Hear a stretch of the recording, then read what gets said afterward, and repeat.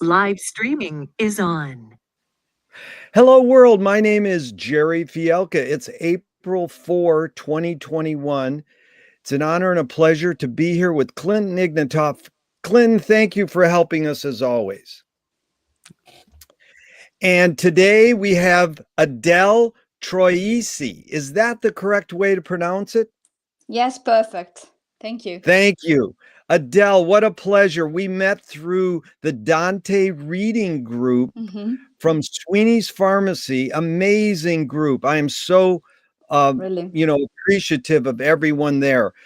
Adele, the first question is, what's the best thing for a human being?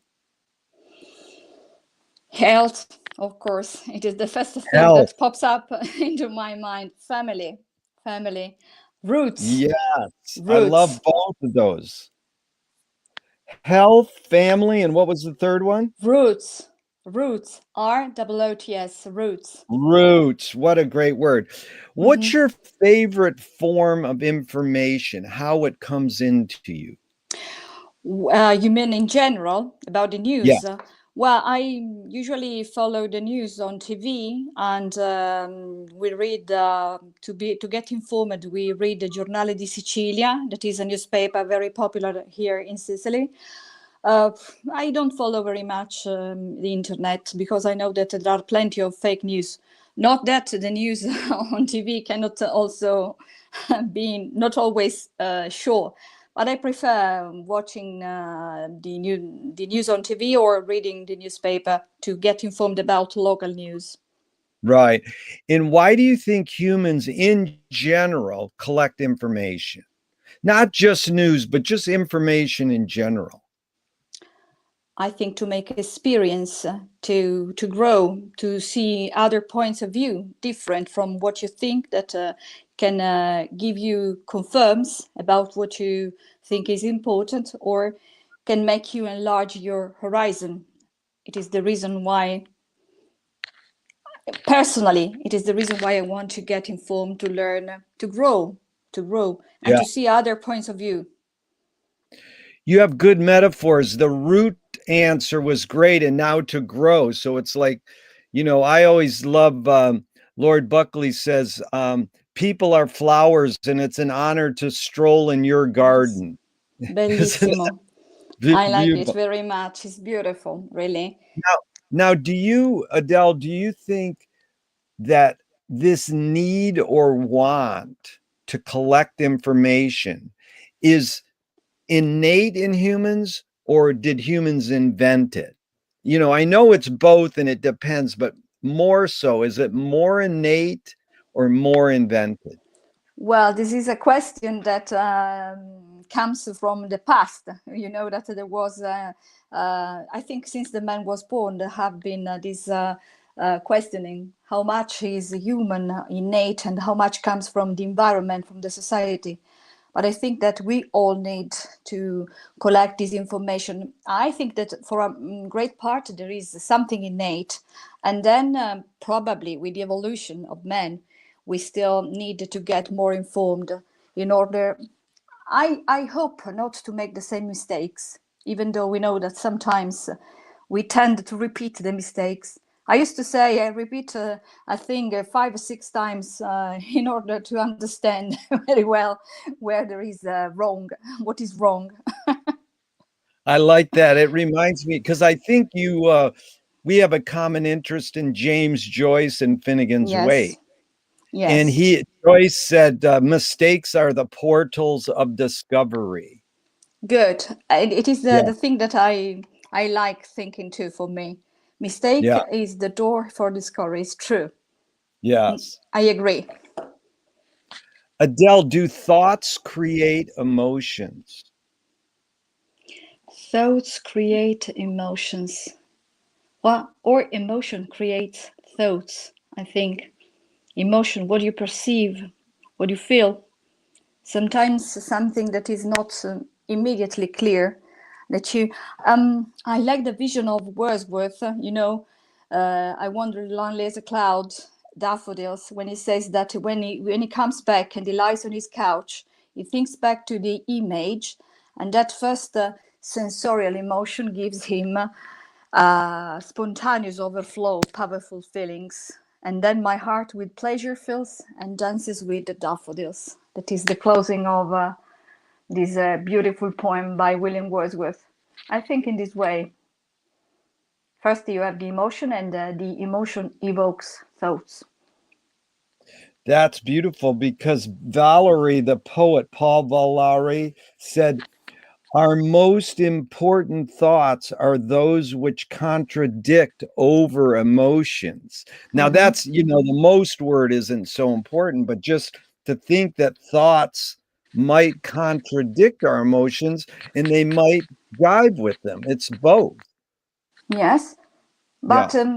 I can tell you that emotion usually are more true than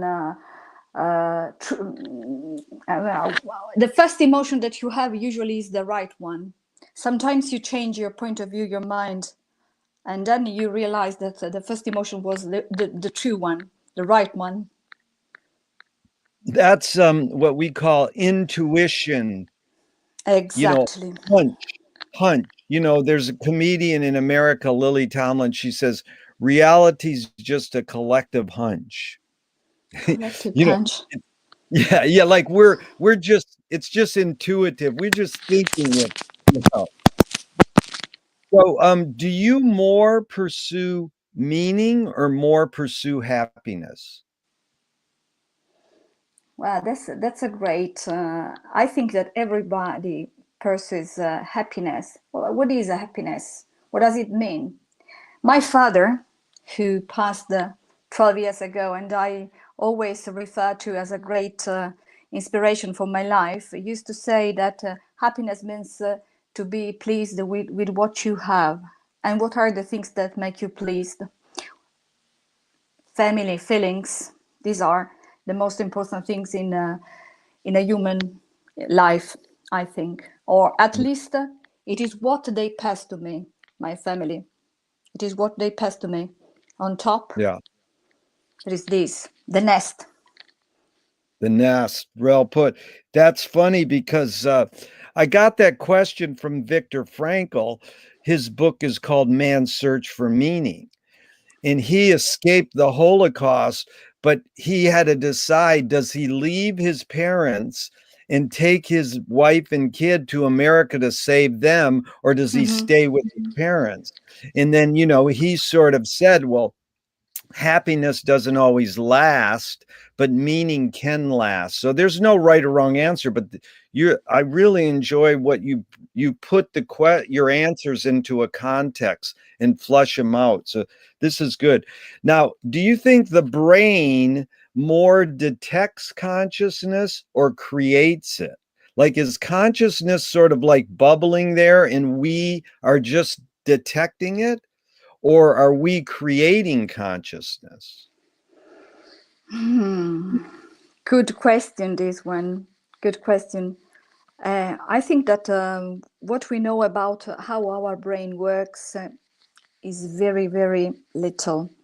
So I don't think I'm able to give an answer to this. I can tell you that consciousness, what is consciousness? A moment of being, like Virginia Woolf used to say.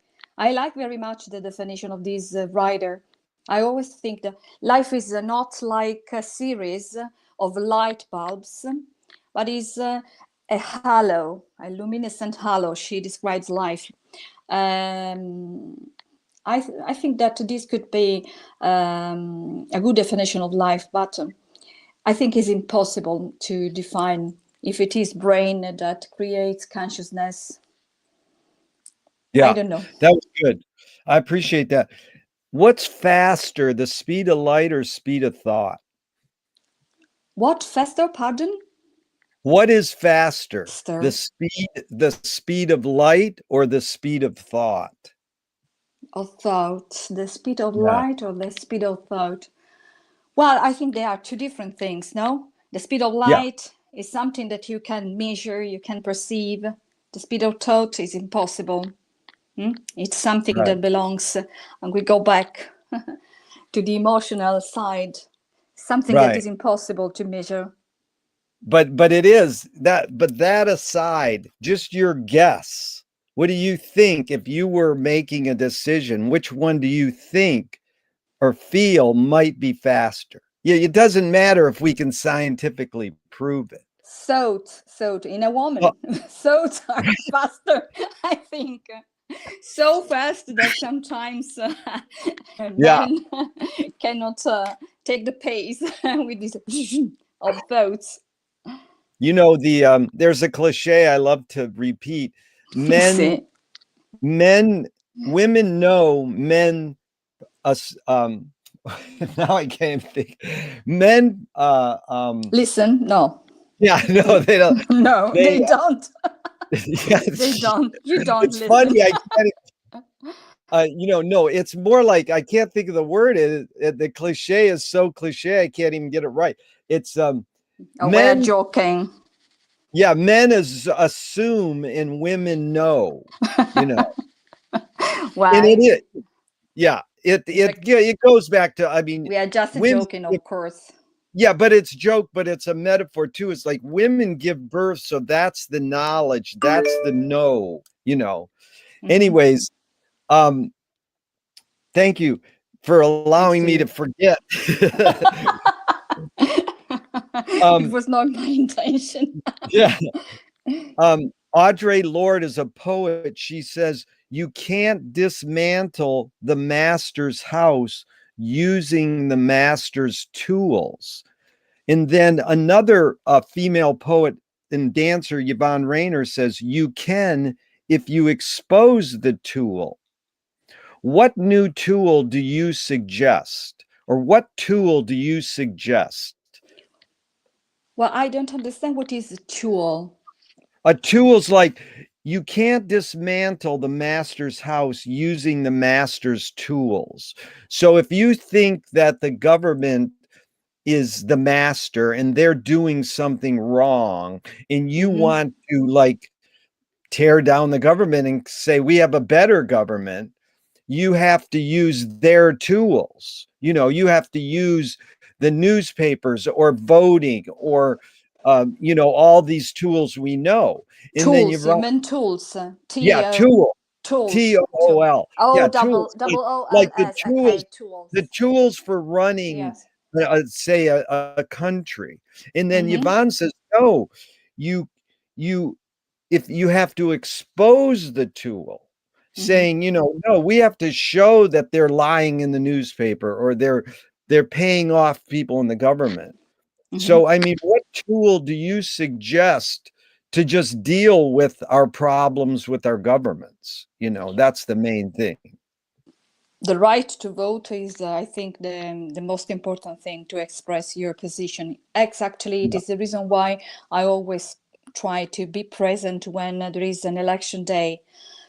Of course, we always hope to do the right choice. Sometimes it proves to be wrong, but at least we have to do this because I think it is our duty as good citizens to express our position and to use an important tool, as you say, that was the result of fights for the rights and a lot of people died for this to give us the right to vote. So it is important that we do this, and of course also the newspapers, the news are important to diffuse also the people's dissent. But sometimes we know that they are not so clear in giving the information. I want to use a euphemism. Right. Okay. That's good. And so, are you basically more afraid of new ideas or more afraid of old ideas? Well, I'm afraid of people who don't like the change. So I think new ideas are always welcome because it is a breath of fresh air. I think that is right to try. Then if you prove that idea is not good, you can go back, but always try something new. Yeah. It is a step forward, not a step behind. Yeah. But sometimes that takes courage and risk. Yes. What does courage mean to you now? In this moment of my life, you mean? Yeah. Yeah. I need courage to go to work every day, because I don't want to sound too simple, but it is what I feel in this moment, to go to work every day, because I teach in a high school. So every day we have positive cases of students. At the moment, the schools are closed in Italy, but it is a very unpleasant feeling, even because I still haven't got my vax. Tomorrow I hope it will be the vax day. Finally. Yeah. And so you need courage for everything. You need the courage to decide to wake up in the morning, to get up, not to wake up, to get up, to go to do your duty. Try to be a good teacher, a good mother, a good daughter, a good wife, a good person. Try to be a good person. You need courage. Yeah. That's good. When I lecture to art students, as they're coming into the classroom, I'll ask them, what do you aspire to be or do? And, they'll say, they're going to go for this career, a 3D animator or director or Che bello. painter. And one Bellissimo. lady, yeah, one lady said, I said, what do you aspire to be? And she goes, a good human being. A good human being. Yes. And I thought that was the best answer I ever got, Well, because they were thinking career wise, but she opened it up. What's your, can you conjure up your earliest memory ever, or one of your earliest memories? one of my earliest memories. Well, afternoon in the countryside. We have a house in the countryside. Summer, we were picking the olives with my father. So I remember this net on the ground and the olives falling down, and the smell of these olives. I don't know if you have ever had this opportunity. My father put me. I think 3 years old, and my father put me on this net, and I could feel the warmth from the ground, because it was the first days of November, I think. So it was not summer, first days of November, and this smell of the olives, it is particular. It is a bit sour, and the olives are sticky. And I tried to bite one of these. Of course, the olives are very, very bitter. Well, it was not a beautiful sensation. But I remember this because I remember staying with my dad, the warmth of his love. It was something really, I felt safe, Yeah, safe and loved. And it's a beautiful memory that I have. that is beautiful. I love that whole story of olives too. Now, do you think memory is more a curse or more a blessing? Another good question. It depends on what you remember. Can be a blessing and can be a curse as well. It is up to you to decide what you want to store. I always use to say that in our heart, deep in the heart, we have a wolf. This wolf bites, and every time it bites is a pain. So you have to hide him deeper and deeper, and not to feed him. Because if you feed this wolf, it is feeling in pain like the first day. So I tend to remember the good things, not the wrong ones. When I don't know the English for, when I let these bad things overflow on me, it means that it is my blue day. It is my blue day, and I always try to put them apart, not because I'm superficial, but because I think that we need to tend to the light, to the positive things, and not negative ones. If you watch, there are plenty of negative things.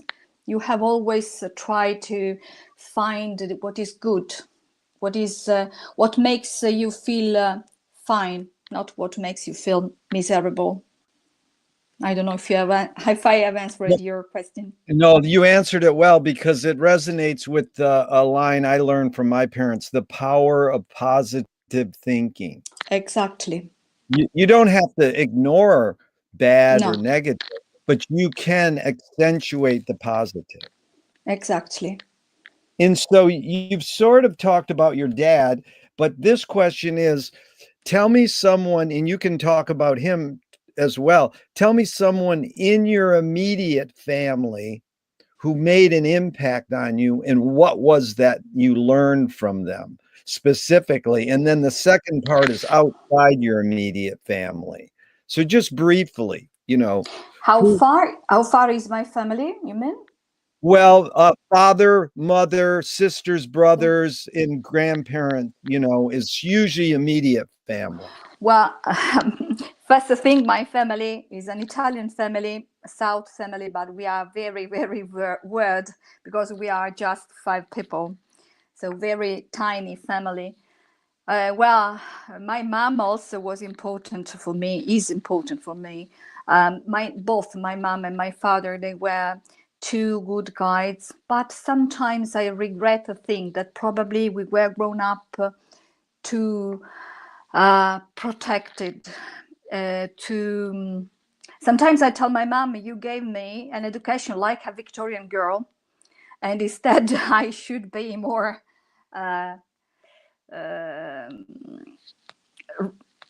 prepared, more prepared. Yeah. Right. Anyway. But Adele, tell me one really strong thing that you got from your dad, and one strong thing you got from your mom in general, just brief. From my mom, I think sweetness. Sweetness. Sweetness with my family, with my husband, my son, my sister. Sweetness, I think, is the thing that I try to give them. And from my dad, well, the taste for culture, reading, because my father worked as in a school, in the office of a school, but he wrote also on Giornale di Sicilia. He was a journalist, and he liked very much his job, and probably he would have done more if he had been given the possibility. But anyway, he chose to stay with the family, and but he liked the culture. Every time I asked him, what is the meaning of this word in Italian, he told me, open your Melzi. Melzi is a dictionary, Italian dictionary, and look up for the word you are looking for. Don't ask me. It was, and it is a thing that today I still say to my students when they ask me, sorry teacher, what is the English for this word? I tell them, go on word reference, and now we have the internet that helps us. Go on word reference and check the words you are looking for in Italian, and then go on the monolingual to see the use in English. This is a thing that I always do. That is good, because I just learned in the last 5 years to also, besides dictionary, use etymology online. Yes, of course. That site is amazing, because it tells you more than the dictionary, more than Wikipedia sometimes. Yes. And it's different sometimes a little. So, who knows the histories of words? All words are made up. Yes. My favorite is when they go, unknown origin, like they don't know where the word came from. Yes, this is a thing that my father also taught me. You reminded me this, because all of my family, we studied at Liceo Classico. Liceo Classico in Italy is Liceo high school, where I teach actually, that teaches all the Latin and Greek to the students, together with the English, chemistry, science, etc. And this is a good exercise. I always try to make my students think, for example, philosophy. No, where does philosophy come from? I try to explain them how the letters changed from Greek to English to Latin, and how many have an Anglo-Saxon root or French root or Greek root. So the words, and I try to inspire the curiosity. Sometimes I succeed, sometimes I don't. I try. Yeah. Always. Yeah. I keep on trying. That's good. So outside your immediate family, early in your life, who had an impact on you and what was that impact? Outside my immediate family, I had a teacher at university who really inspired me. Well, I had a teacher at Scuola Media. My teacher was Adele, like me, Adele Terrana. She was my first English teacher, and she made me fall in love with this language. Then I continued to study at university. And at university, there was Attilio Carapezza, that was our English teacher. And he was great when he explained Elizabethan age Shakespeare. Actually, I did my thesis for the degree on Antony and Cleopatra of William Shakespeare through different translation, a translation dating back to the 19th century, and then up to Salvatore Quasimodo, who was the best to translate the blank verse of Shakespeare. He was a poet, and this thing was clear. I remember a line, I don't know if it can get bored the audience, but I remember very well a line that repeats the figures of speech. The poop was beaten gold and purple the sails, and so perfumed that the winds were lovesick with them. So you see, what is that? Yeah, what does well, that mean to you? Yeah, what does it mean? Antony and Cleopatra. Antony and Cleopatra. It is the moment when Cleopatra arrives on the river. Do you remember Liz Taylor? The scene in the famous movie. Do you remember? Yeah. Yes. When she arrives with this big ship, all in gold. Okay, and this is at that exact moment. The winds were lovesick with them. Even the winds were in love with the beauty. And Quasimodo translate la poppa d'oro puro, di porpora le vele, profumate tanto che I venti vi morivano d'amore. So he repeated the sounds and even the alliteration that is so difficult to give life in a different language. It is impossible, but he succeeded in this. He was a great poet, really. That is really well put. I love this whole idea of translating, because some of my friends who are deep in literature think you cannot translate. You know, you can try, but you can. And then there are some, like you've said, you study the big picture, and there are some that are better. Yes. But it's were the winds in love with her, or the spectacle, or both? What is he saying? The winds were in love with. The winds in love with the beauty of the queen coming on the ship. The whole spectacle of the whole thing. Yes, her la poppa yeah. d'oro puro in beaten gold. The ship was made in beaten gold, and she was so beautiful that even the winds were lovesick with her. It reminds me of either Cézanne or Matisse said a great painting is when you put it in the bushes and it blends in. It blends. So, you know, her whole thing blend into the whole spectacle of wind. Beautiful, yes. Well, John Keats said that translating is just a shadow of greatness, something like this. Yeah. Well, it is true, but we need to give form in another, to shape in another language. So I think that very, very humbly speaking, with a great humbleness. Yeah. Yes. we try to do the best to convey the emotion, or at least is what I try to do when I translate these articles from the immigrants in Canada. I try to the emotion that they give me when I translate. I try to give to think how people would react reading those words. I try to be sure that I gave the same sense.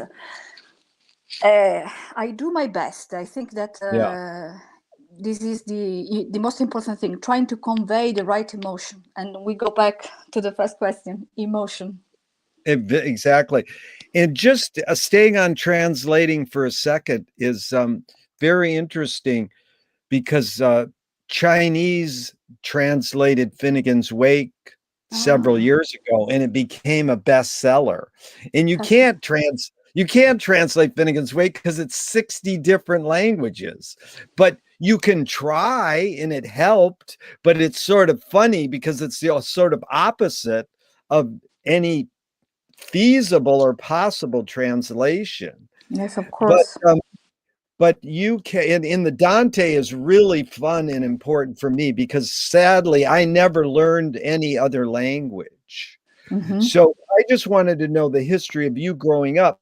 At what age are you learning English, and did you learn other languages, Italian, English, and others? Or how are you're raised speaking Italian with your family, but is there a point where you have to learn English in Italy, or is it a choice? Well, my first meeting with English was at middle school.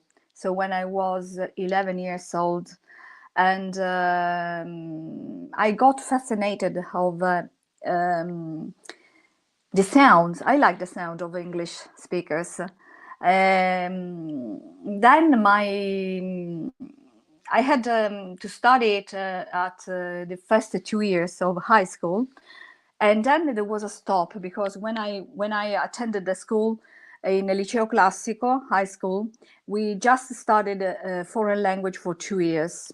So in the 3 years up to the end, when I took my diploma, I started writing.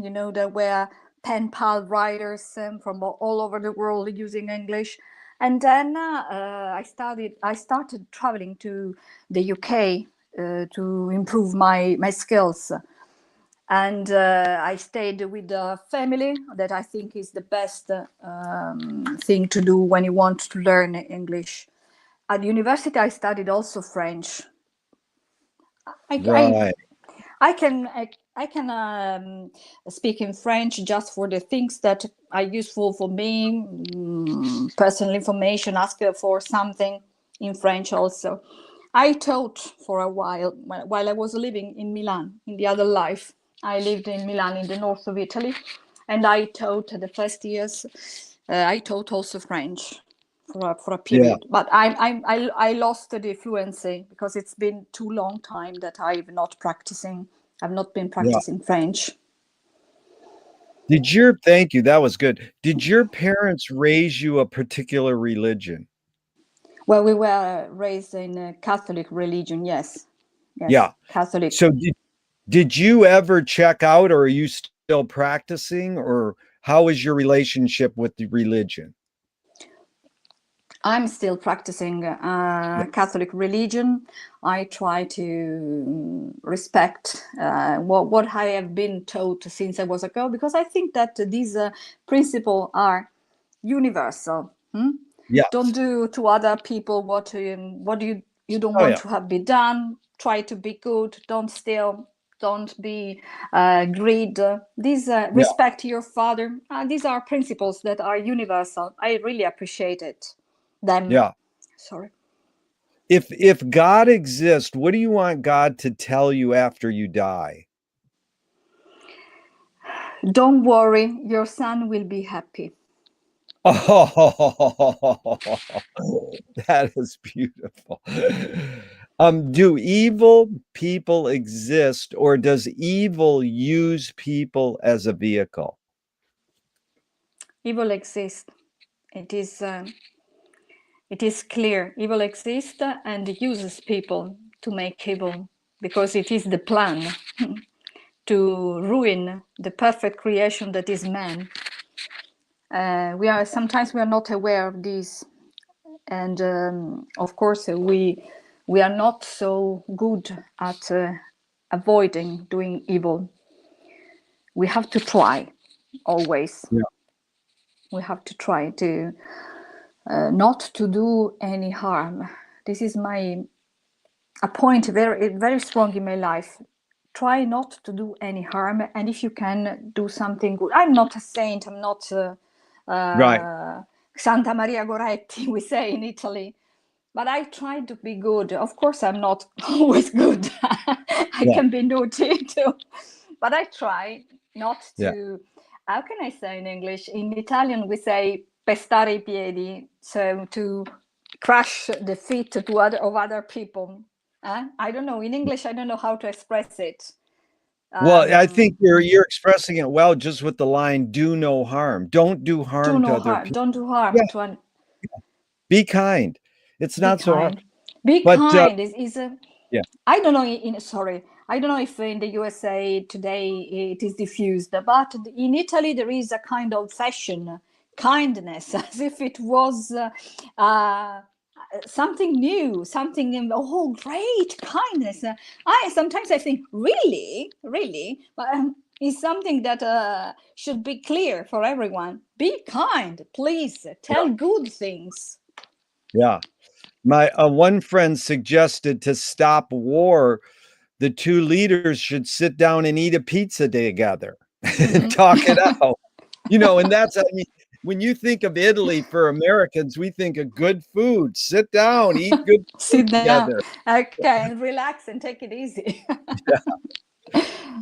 And so this one is, how do you advise someone to deal with an enemy? But I'm going to set it up with a few modern thinkers' thoughts, including a great Italian.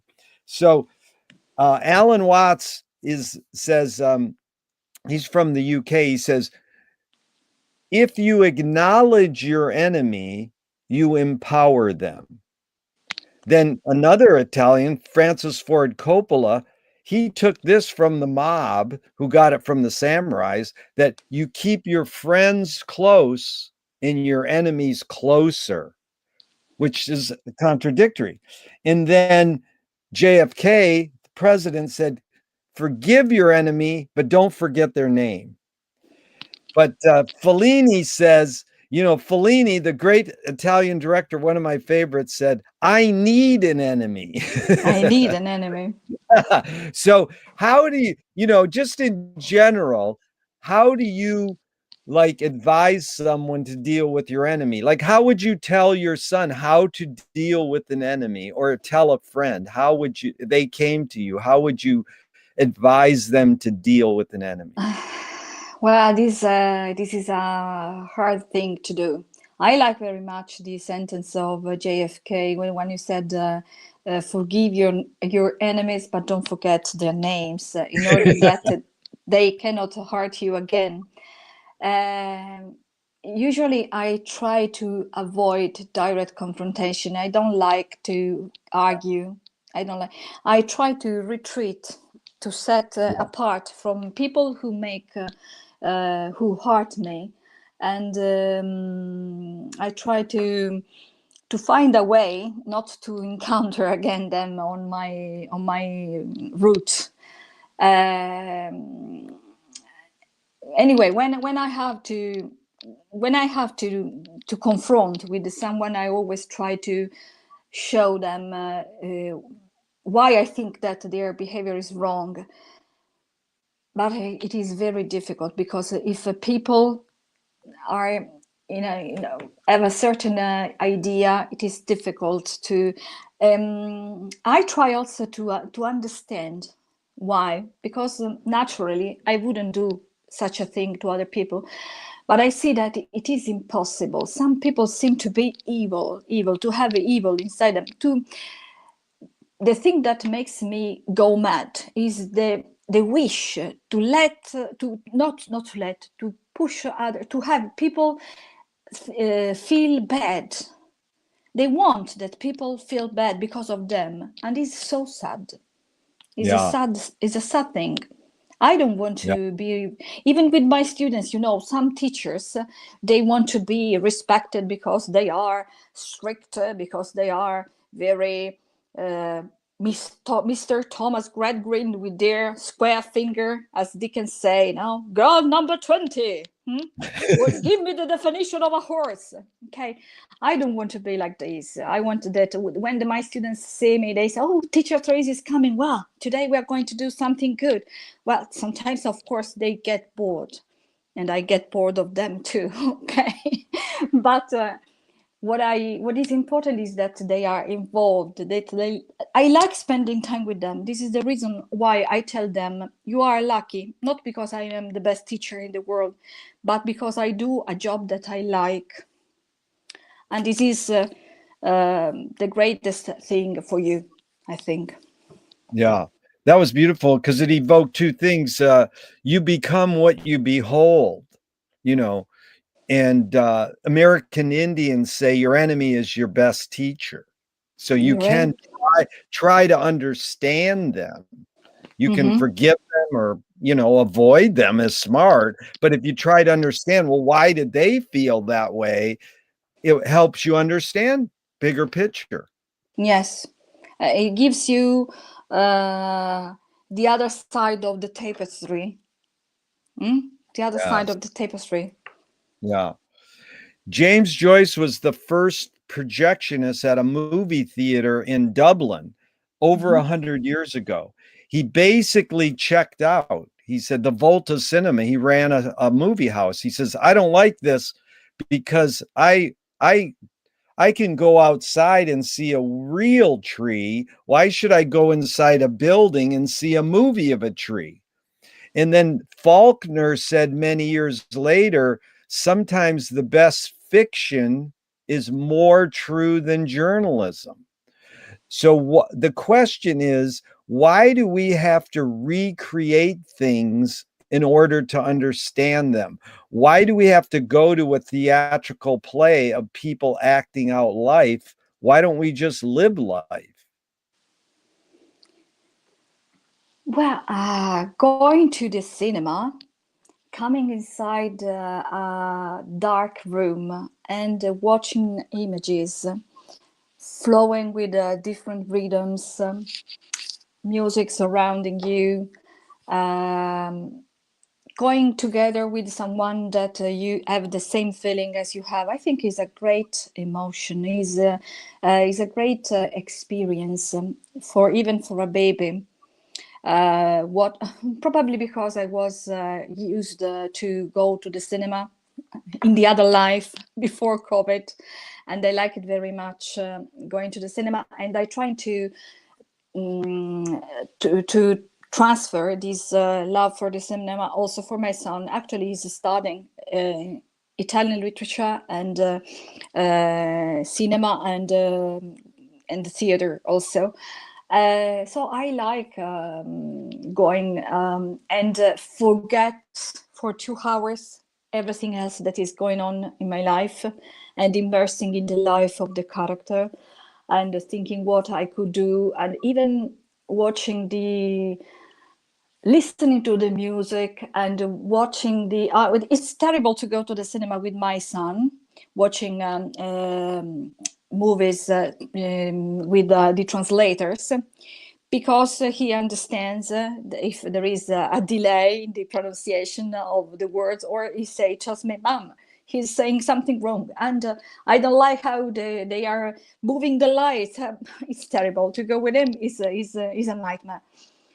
So why don't we shouldn't well, it's something like in the Elizabethan theater, why people went to watch William Shakespeare's comedies, because they forgot for 2 hours what was going in their life, what is wrong, what was wrong, what was terrible, and they enjoyed immersing in the life of Hamlet, or in the sad story of Romeo and Juliet, or following the trial of Shylock in the Merchant of Venice, or coming inside a fairy tale in Midsummer's Night's Dream. It was a way to carry on life and forget for a while your problems. Is beautiful. It is just like reading. When you read, you create the image in your brain. When you watch a movie or go to the theater, you have them in front of you.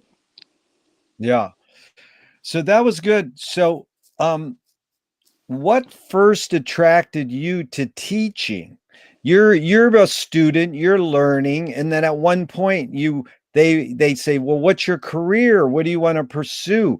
What was your route of going, well, I want to be a teacher? Well, my mom, she was a teacher. She taught Latin and Italian. And I think I have been a teacher all of my life since I was a girl at the elementary school. When my teacher, there was one of my mates who could not speak very well. And but I understood him because we were grown up together. So I did the interpreter, the translator for the teacher. And in the afternoon, we did the homework together and I helped him. And I felt proud that he understood me better than the teacher. So this was, and it's so beautiful to see students growing up, coming as kids, 13 years old, and letting them go out of school when they are 18 and then receive the phone calls. Teachers, I passed my English test. Thanks. I'm following a lesson. I remember all your lessons. Still today, there is one of my students who is a researcher in Cambridge, and she sent me a picture of her beautiful tiny garden and with some flowers. And she told me, I remember you because there were daffodils. It's beautiful. Is something Nice. I like. Even though I don't want to be a liar, my dream when I was green was to become a translator for the European community. You know, I wanted to go, and a few years ago we had the chance with the school to go there. We won a travel in Brussels, and when I came inside and I saw the circle and all the translator with the headphones translating, I said, oh, I want to be there in the other Yeah. life. Yeah. That was well put. So, for how many years you've taught, tell me one major element that stayed the same and one major element that's changed.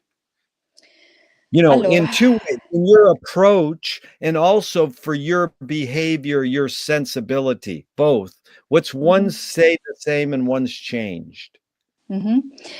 Also, I have been teaching since 1995, but my service at the state school starts officially in 2000. So it's been 21 years up to now. What Yeah. changed? Well, I think that when I was younger, I was stricter. It seems to Real? be it seems to be strange. It should have been the reverse. I was stricter. Instead, now I understand more. I understand that these teenagers are very weak, very fragile, like Yes. Yeah. like glass, Yeah. and they have less weapons to contrast with the difficulties, and sometimes even the parents don't know how to help them. So it's starting to become a very hard job to give them. I think that they need rules and they need balance. And in this moment, it is difficult to give them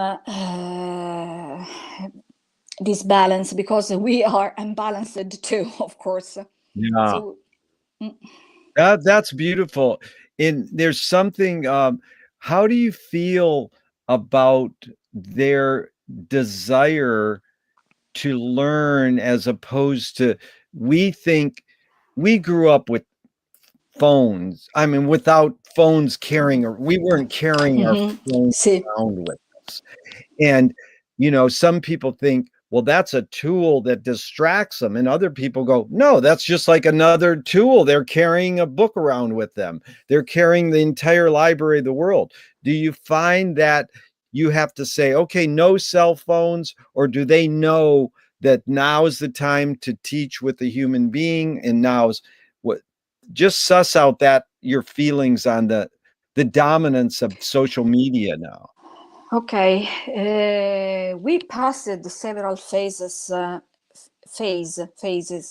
At the beginning, before COVID, before this situation, we tried to stop them using the cell phones. I had a box in my class where I asked them to put their phones when the lesson started, to put them in silent mode, so that the lesson could go on. Then we started following also some courses, teachers' courses, where they recommended the BIOD attitude. Bring your own device. So use the cell phone, but for useful things. Well, today they have become very necessary for teachers. As we are teaching online, we need to send them materials. So I use them. I have WhatsApp groups with them, even though, ecco, this is a problem because sometimes they don't understand where to stop. And so it happens that you receive messages even late in the night, or like it happened to me Saturday night. Teacher, excuse me, did you give me the mark? I cannot find it on the register. Oh my God, it was 10:30, so we lost the privacy. But I tend not to be so to cut the things in two halves. Of course, we have to teach them how to use these devices, useful devices, because in a click, I call them a click generation. They don't have the patience today. They don't have the patience to look for, to search for the information, because they are used to click and have the answer in a few seconds. And we grown up, we know that life is not like this. So we have to try to teach them how to use and not overuse. But forbidding at the point we are in, I think is impossible. Yeah. Forbidding. And once again, we get back to the beginning of our lovely conversation. We cannot step back. We have to go forward. Really good. Well put, because what that was called a few years ago was power browsing. When we were going to study, we would go to encyclopedia and footnotes, and we would go deeper and deeper. And now it's just like, whew, you're right there. So there's services to that and disservices. So we hope they still learn about learning in depth, that you got to go deeper and deeper to research. Exactly. Yeah. And so, let's see. A filmmaker told me years ago, I say, why do editors cut movies so fast now? You know, it's like the pace started to increase with MTV about 40 years ago. And Marty Scorsese, another great American Italian director, says he cut his films faster because of MTV. So Michael Apted told me, I asked him the question, he says, well, because we learn to take in information faster. Now, I was perplexed by his answer, because my question to you is, can humans really learn to take in information faster, or are we just brainwashed to believe we can? You know, we brainwash the belief we can. We The belief. can, yeah. So it's the question's asked with a bias. I mean, I'm just thinking the basic question is, can humans learn to take in information faster? Because it comes to us faster now. So can we learn to take in information faster? And to tell you the truth, the hidden question or the bottom line is, can humans literally multitask? So it's a little complex, but you get sort of the big picture where I'm, inquiring. Well, man is an animal that is used to adapt to changes. The dinosaurs died and we are still here. So I think that there is a reason. Our brain is a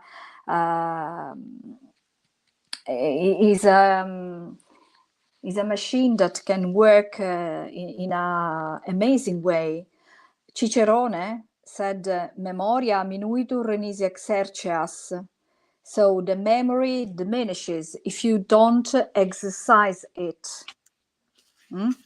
So if we think just about storing data, I think that the brain has enormous capacity to store, even because we have the skill to delete all the things that we don't need. But sometimes there can be elements that can remind you something that you thought you forgot. Okay. So becoming multitasking, well, Julius Caesar was able to dictate to five secretaries, 5 or 3 secretaries at the same time, different letters.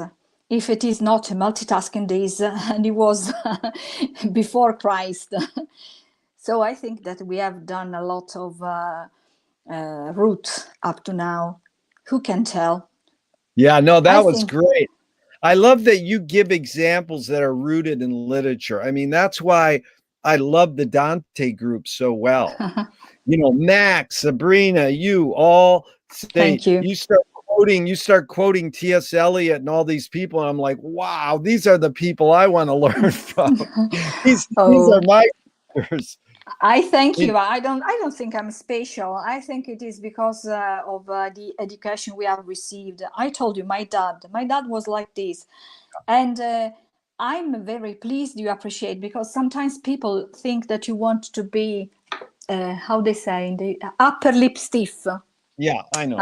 And instead, it is not because of this, but because I think that examples clarify what you think, your point of view. Let other people see what you think, and of course, agree or disagree. Freedom, peace, and love.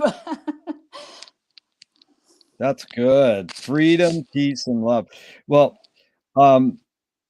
the T.S. Eliot said the person that he had the experience but missed the meaning. So, I can, read or see a movie or spend time with a human, but what's the meaning? And, one person I really learned about recently that I want to be is Harold Bloom.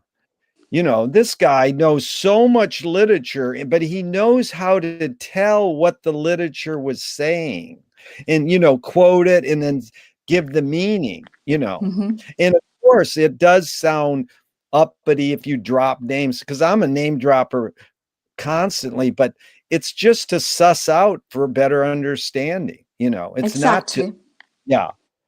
So, what do you think the motive of the cave artist was? Pardon, the motive? Yeah, like why? What is the intention of the first artist on Earth, where they were painting in the caves? The first human, you mean? Yeah, the first humans were painting on a cave. What was their motive? What was their intention? Why? Why did they do it?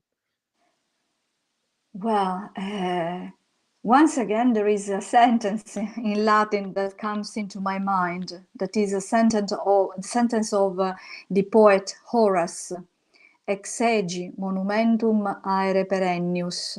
It means, with my work, I made a monument more durable than the iron. So why we want to make something more durable than the iron, something that can remain, leave a mark in the history, lost Yeah. even longer when we are past. So long as man can breathe or eyes can see, so long lives this, and this gives life to thee. Shall I compare thee? Master Shakespeare is present still today. I always, when I do this sonnet in class, I always tell my students, did Master Shakespeare maintain his promise to the fair youth? And they say, yes, teacher.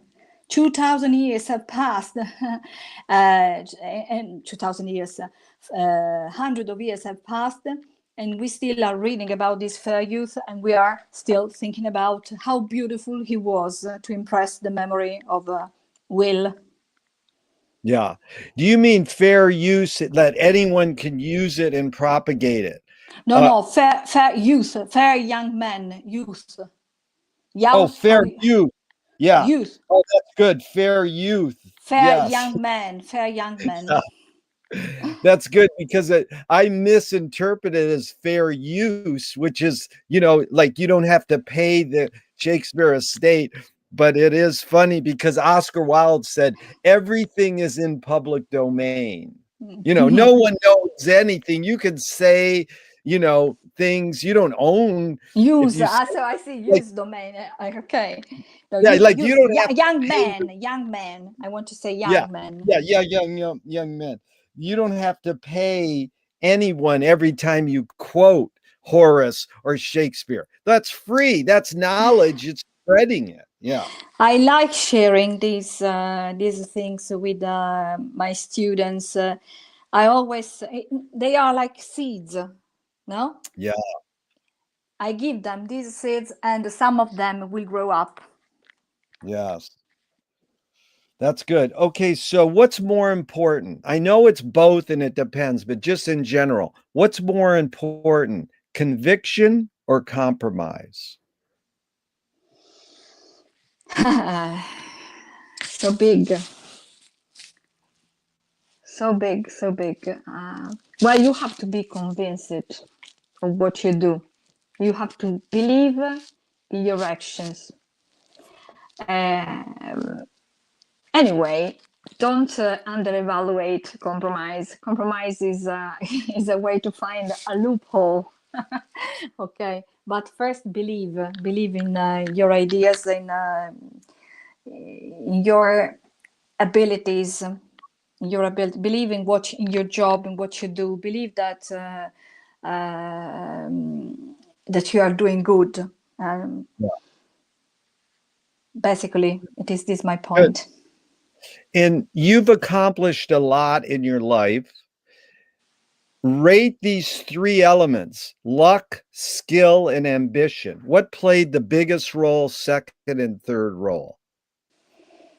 Allora, luck, Luck is one of them, skill skill, is one, and then and ambition is one. so What's I the have most? skill, Skill one. skill, ambition, and luck. Good. Of course, Yeah. Now, skill, ambition. yeah. T.S. Eliot said that poetry is out. I know you have this book right there. He said poetry is outing your inner dialogue.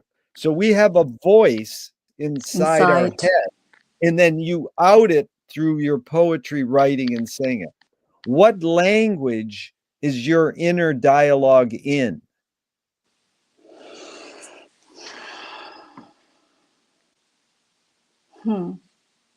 What language? Well, Italian, of course, is present, but sometimes some sentences, even another thing I was thinking, there is a deep root that is the dialect, Sicilian dialect. Sometimes sentences that I acquired as in my first years in Sicilian dialect, sometimes they come across my mind and make me think, make me stop and think and say, what I'm doing, is it right, is it wrong, I'm doing a mistake. Okay, so sometimes it happens. Even the dialect that I didn't speak when I was very, very young. It can seem strange, but I learned to speak well the dialect when I started the primary school. Because in my family, my mom comes from Palermo. She did not speak the dialect they speak here. I'm from the area of Agrigento, so it is different. My grandmother was from Marche, that is another region of Italy. So they did not speak the dialect that they speak here in my hometown. And so when we grew up, we spoke more Italian than dialect at home. But I learned at school because it was a matter of survival. Because it was as if I was a foreign speaker. I did not understand what they say. And I thought that I was trying to be, once again, upper lip stiff, but it was not my fault. I had to listen to them to get used. But sometimes these sentences of old wisdom come into my mind and give me an orientation. Yeah, that was well put. Lewis Carroll says, I believe as many as 6 impossible things before breakfast. Have you believed in any impossible things lately? Things that are impossible for me before Yeah. breakfast, don't speak to me. I need, before coffee, don't tell me anything before coffee. First thing in the morning, I don't want to speak to anyone. What I think I do is having breakfast, having coffee, and watching the news. Okay, and I don't like speaking to anyone. I love these moments of loneliness in the morning when they are all sleeping. I am I don't remember the name of the bird who wakes up. I wake up very early, 6:30 in the morning is my time. I don't like staying awake up in the night, but I'm perfectly vigil. What I can do, I have to do early in the morning. It comes to for me even when I was younger, when I was a student. I like it very much studying in the morning in the silence of the house, not having anyone around me disturbing me. Okay, and I am still, so I did not change very much.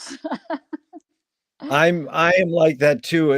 Early bird gets the worm, second Early mouse. birds, ecco, early birds. Don't talk to me. Yeah. So Moshe Feldenkrais is a philosopher. He works with healing and movement. He says it's literally possible to identify a weakness and incorporate it to become a strength, Strength. rather than we're normally taught to overcome a weakness. Tell me a weakness that you've turned into a strength. A weakness that I turned into strength. Well, sensibility. Could it be a weakness? Could it be considered a weakness that I always? It helps me when I have to cope with difficult students. Sensibility. So I try to use these. I don't know if sensitiveness probably is more Yeah, you're adapt as a sensitive. word. And then how has it become a strength? You're like oversensitive. I know. Yeah, so Yes. we're oversensitive. Then how's it become a strength? How it has become a strength? Because it became a strength because it gave me the opportunity to see under the surface. Sometimes I perceive things that other people don't, not strange things, but I perceive the mood or the emotion of other people, and others don't see it. They say, okay, he doesn't want to study. I always try to understand why, and if I can try to ignite the fire, to tell the truth, not always I succeed, but at least I try to see under the surface.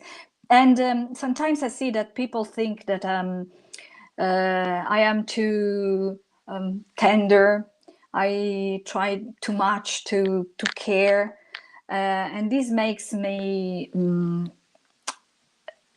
It gives me a pain, because I would like that other people. But sometimes I think that it is always a weakness, or it is a point that makes me suffer. But it helps.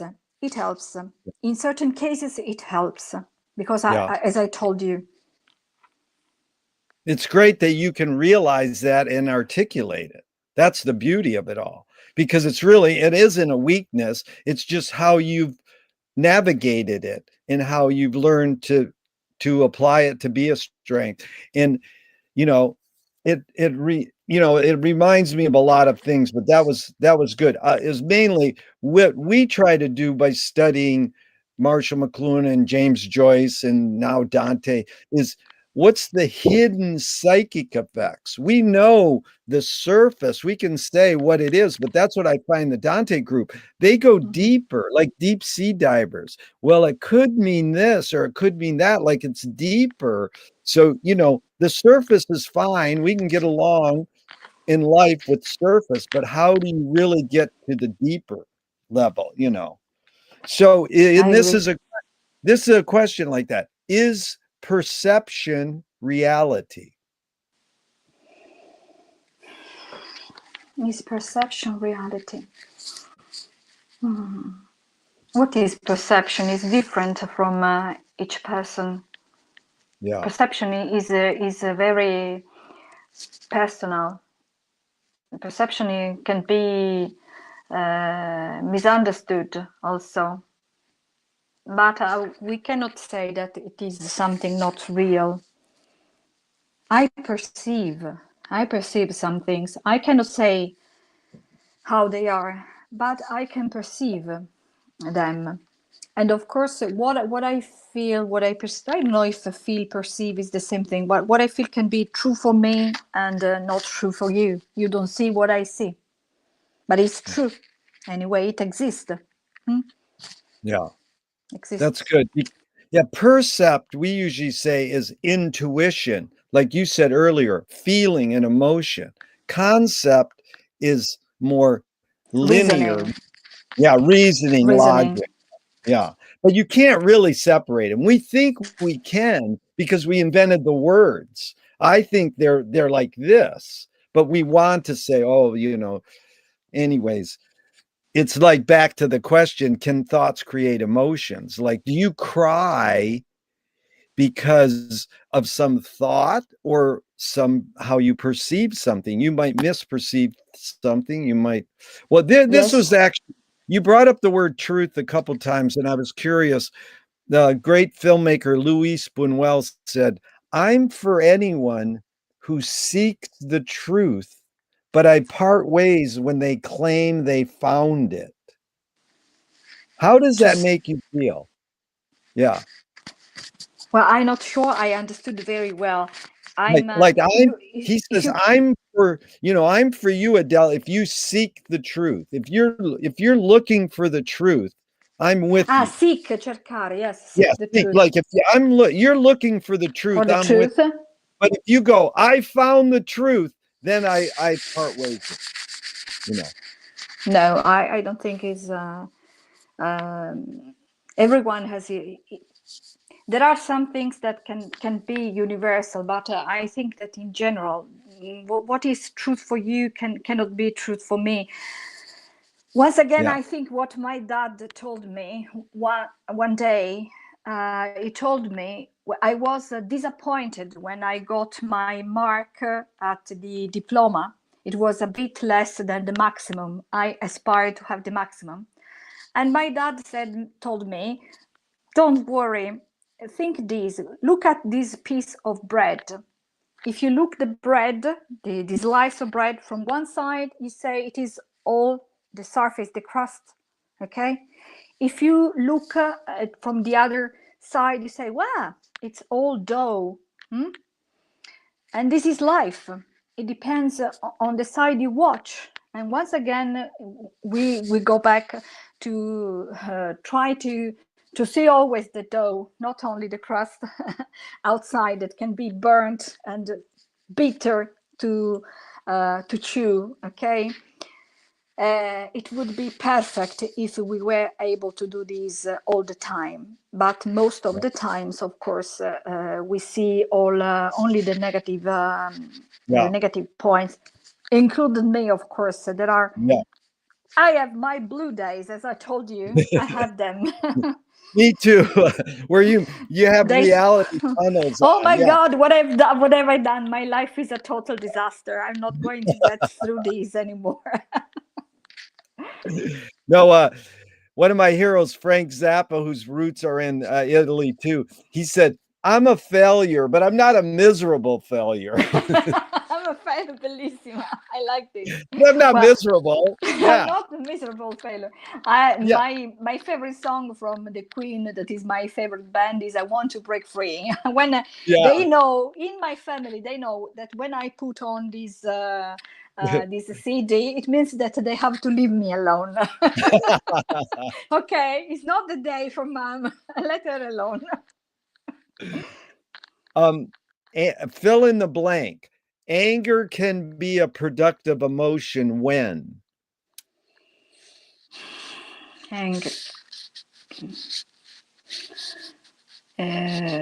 in general, never. In general, but you can use anger to improve yourself. If you use anger with a good aim. So, for example, if you want to overcome a difficult situation and you want to, you don't let anger put you on the ground, but use it as a fuel to say, okay, I can do it. It's okay. But in general, it's not a good. It's not to be used anger, because it makes you say things you wouldn't like to say, and once you have said words, things are no more the same. My father, once again, used to say that words can kill you more than weapons. Yeah. Words can kill you more than weapons. You don't forget words. You can fix a wound, but you cannot forget the wounds in the soul. Yeah. Wow, that's heavy. That's really good.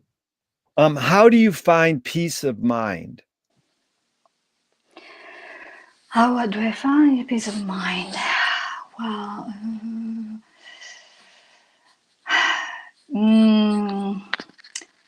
going out in the countryside is a good way to calm the nerves. Listening to music also, but more going out in the countryside, watching the sea. The sea is something that I really appreciate. I love watching the sea in every season.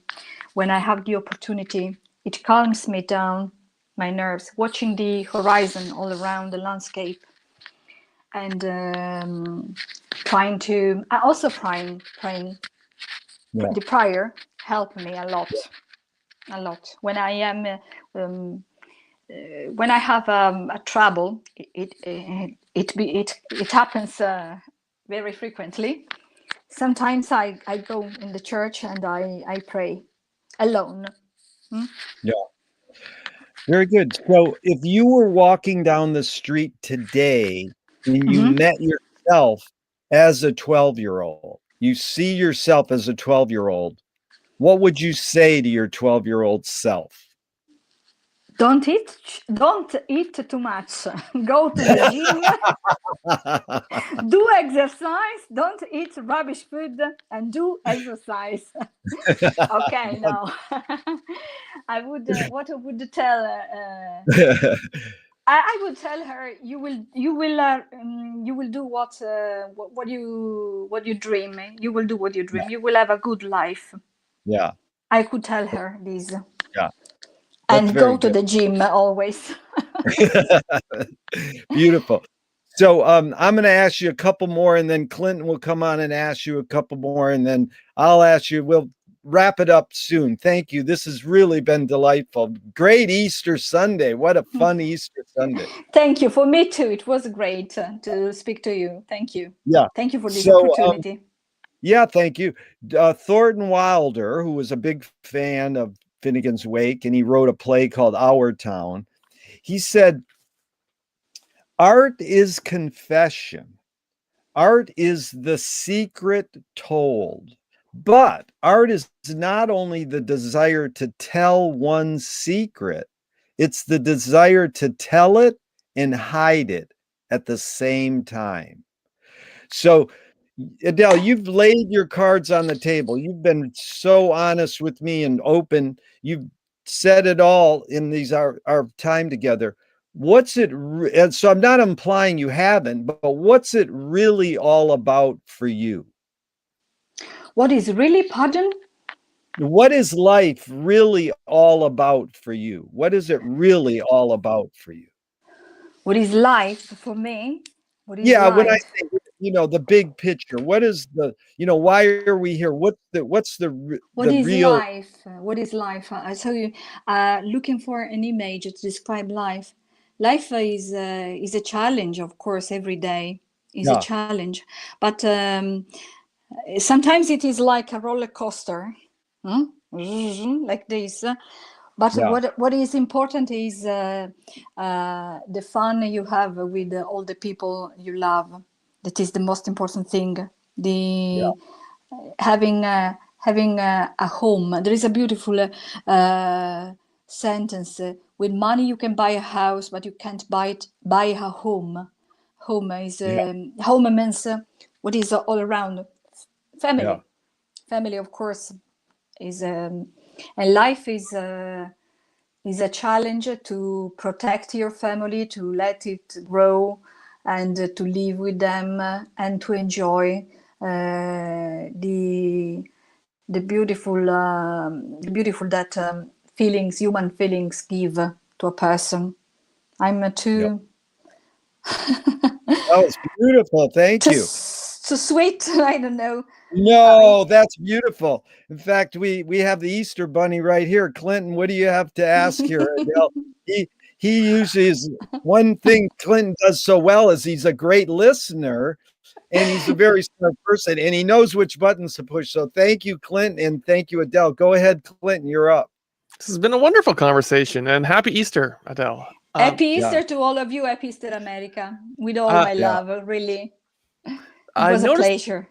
I noticed you've got a theme. So the idea of staring at the horizon on the sea really sort of made me think of this, because I like to think of seasickness as when you're watching the water lap the side of the boat, compared to the stillness of the horizon. Mm-hmm. And the idea of learning as expanding your horizons, and art as well. I was wondering, what is it about literature specifically, especially stories from so long ago, that are help you sort of find roots or firm ground, or get off the roller coaster of life in the here and now? Do stories take you away like a distraction, like a movie theater, or can literature sort of ground you or give you a place here and now? I don't know if I have understood. So you reminded me to images that I used, the roller coaster and the horizon, and you want me to tell you an example in literature Probably I didn't Maybe not understand the an question. example, but you sort of are very involved in literature, old stories, Mhm. and they can have archetypes and themes and romances and all of these things. But if we were talking about the cinema, it was an hour or two to escape life and then come back and distract. But is literature more than that? Is literature more than the cinema, you mean? Yes. Yes. There are two different things, I think. Reading and watching, two different things. Both of them very beautiful. When you read, you can escape from reality and create actually, when you read a book and sometimes you watch the movie, you're not satisfied because it is different from what you had figured into your mind. But if the how can I say, the art director, regista, is good, really good, he can take you by hand and show you another side of the reality, or what not the reality, or what you have imagined. That he can show, and you can say, yes, it could have been. I like sometimes those stories that leave open to the spectator to think about a different ending. A different, even if it is not a happy ending. Okay, I like very much when it is open and you can imagine a different ending from what it was proposed. I like it. I don't know if I have answered your question. Oh yes. Yeah. Well, I think Clinton, that was a great question, because I think what he's saying is, Adele, you've quoted great literature during our time together, but you didn't quote great movies so much. You know, though you did. You did with Cleopatra really well. Elizabeth Taylor, Cleopatra really brought me a visual. But the literature was so, to us, me and Clinton we're film guys, but we know literature is way better than film. Well, now I'm going to that's just a joke. scandalize. Yeah, that's just a joke. We know they're all equal, but it's that the literature you were quoting was older. Like Peter Greenaway, the great filmmaker, says cinema is much too rich a medium to be left to storytellers because it's a moving image art form. And so he's saying, well, no, literature's important and cinema's important, but literature is so much older that it may allow us to be present now more important than, live in this like sort of play Disneyland world of cinema, because cinema is so real. Sound, you're in a dark room, whereas a book is just you with the printed words. So, I mean, I think what you're good at that we try to practice, Clinton and I, is called suspended judgment, and not say books are better or cinema is better, that you learn from everything. Yes. But, I'm impressed because I'm like, I want to interview, you and Sabrina and Max, because you guys can pinpoint the great book things. That's right, because our main teacher is Marshall McLuhan, and he was a literature guy, and because he talked about TV, they misinterpreted him. They thought he was promoting TV, and he was just saying, no, we have to study all these effects. In fact, his favorite joke is also Alfred Hitchcock's, and it might touch on what Clinton was bringing up, is two goats are eating film coming out of a film can, and one goat turns to the other goat and says, the book was better. I'm glad you got it. Well, usually it is hard to make a movie better than a classic book, but sometimes it does happen. Yes. Well, I love also watching movies, of course. When I was younger, we watched all the American movies about all the. To go back when I was a girl, Esther Williams. There were Western movies, and then Sabrina, Indiscreto, Ingrid Bergman, Clark Gable, Gone to the Wind, one of the great colossal, Antonio Cleopatra, Quo Vadis, and then to come more recently in Italian, Il diritto di Hidden Figures. Hidden Figures is one of the movies that was released. One of the last, and the Green Book. We have been watching with my students also. I went to the cinema to watch it because I like it very much. To tell you the truth, the problem is that in the area where I live, we are a bit penalized, or at least before the pandemic, we were penalized because not all the movies that I would like to watch arrive in the cinema here, because it is a little center.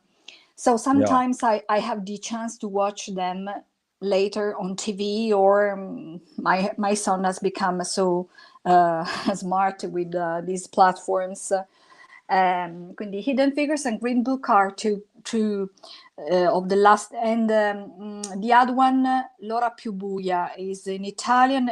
It was about Winston Churchill taking the decision, and the other one about the come si chiama? Il Post, the great newspaper of New York. Yes, The Big Short, or one of those about. But it's funny you brought up Green Book, because the composer, the pianist, the real person it's based on, wrote music about Finnegan's Wake by James Joyce. I didn't know. It's connected. So we're going to close out. I have two more questions, and it's really been a pleasure and an honor. So this question is, what's the healthiest cultural shift you see developing today? Like the healthiest thing that's changed recently? Not so much body, not so much body health, but like an overall shift in thinking in general, and attitude and action amongst human beings.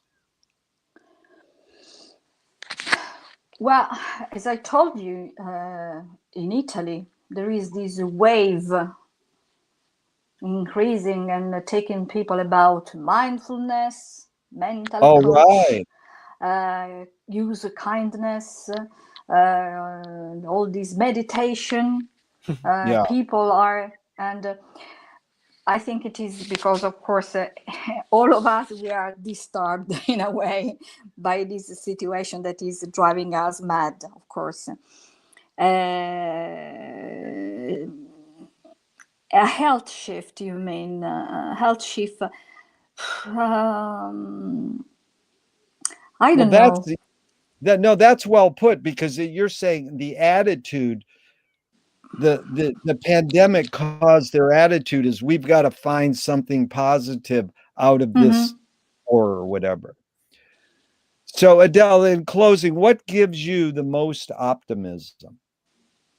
What gives me the most optimism? I am a simple person, as you could say. I don't know if I was disillusionment, because I am a simple person.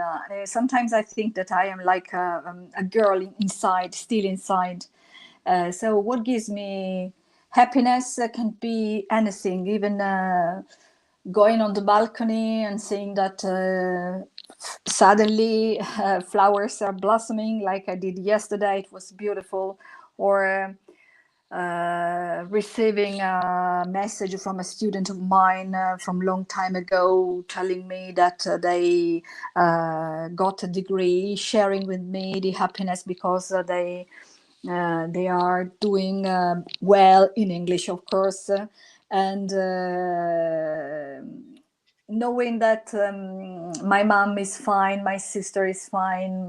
I always so when I have time the night before I fall asleep, I think to the things that make me happy, and these things is okay. We are living a dramatic moment, but thanks God, I have a job, I have a family that loves me, and that I love.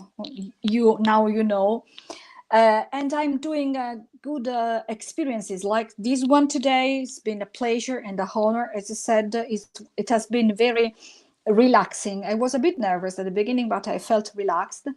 And reading in online with the group, reading Dante, reading Joyce, reading Dickens, Wilde. It's an opportunity to see and to learn new things, and this makes me happy. I have to tell this, and I recommend this. Reading together online has been a great source of help during these months of pandemics. The meeting every Sunday at a certain time, it was a way to say, oh, okay, today is Sunday and we are going to read in the afternoon. We are going to read Joyce. I had never read Ulysses, all Ulysses, because I always thought, oh my God, it's too much. So reading all together, helping each other, and with Ilaria and Max providing, and Fabiana in the first time we read together, it was a great help and a great cure also for the nerves, not to go mad in this terrible time that we are living together, all together. That's all, folks. Wow, that was beautiful, because it sort of summed up how we got together through a reading group online and how we've shared this time together. So Adele, thank you so much. Clinton, thank you so much. Have a wonderful Easter, people.